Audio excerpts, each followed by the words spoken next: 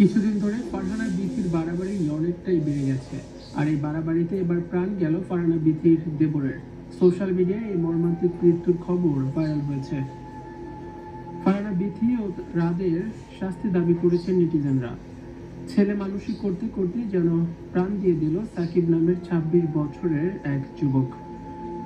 সব দোষ এবারও ফারহানা বিথি ও তার স্বামী রাদের ঘাড়ে গিয়ে পড়েছে।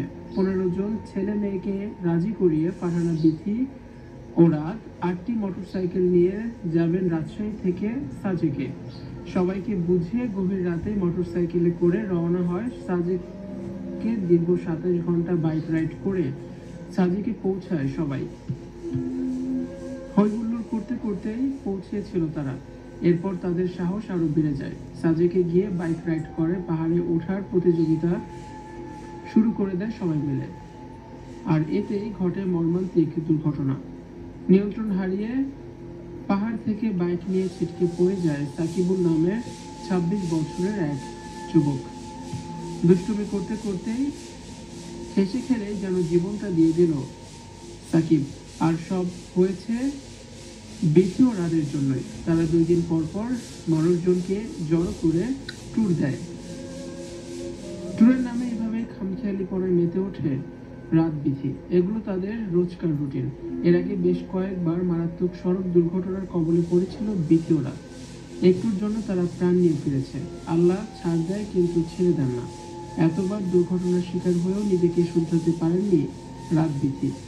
বেপরোয়াভাবে এখনো তারা চলাফেরা করেন। আর তারই বলি হয়েছেন ২৬ বছর বয়সী সাকিবুল। সাকিবের এই মর্মান্তিক মৃত্যুতে তার বাবা মাকে সান্ত্বনা দেওয়ার ভাষা কারোরই জানা নেই।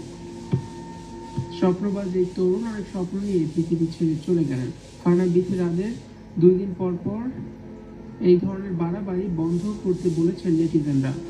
ফারহানা বিথি ও রাতকে শাস্তির আওতায় আনার আহ্বান জানিয়েছেন অনেকেই। আচ্ছা বলুন তো, এই মৃত্যুর দায় নিবে কে? কার শাস্তি পাওয়া উচিত?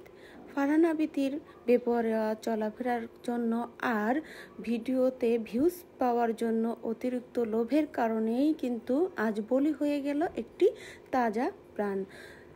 জীবন শুরু হতে না হতেই তার মাত্র ২৬ বছর বয়সেই তার জীবনটা এখানেই থেমে গেল।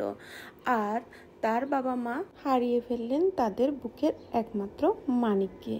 এতে কার কিছু যায় আসে? যদি তাদের চলাফেরা চলতে থাকে তাহলে কিন্তু তারা আরও বড়সড় দুর্ঘটনা ঘটাতে পারে। তো এদের অবশ্যই থামিয়ে দেওয়া উচিত। এদেরকে এখনই থেমে যাওয়া উচিত। তাদের এই বেপরোয়া গতিতে চলাফেরার কারণে কয়েকদিন আগেও কিন্তু তারা একটা বড়সড় ধরনের বিপদের মুখে পড়েছিল। তাতেও কিন্তু তাদের কোনো শিক্ষা হয়নি। আর এই দিকে দেখুন, তারা একটা তাজা প্রাণ তাদের ভুলের কারণেই কিন্তু চলে গিয়েছে। আর এখনও তারা আনন্দে মেতে আছে সাজেকে।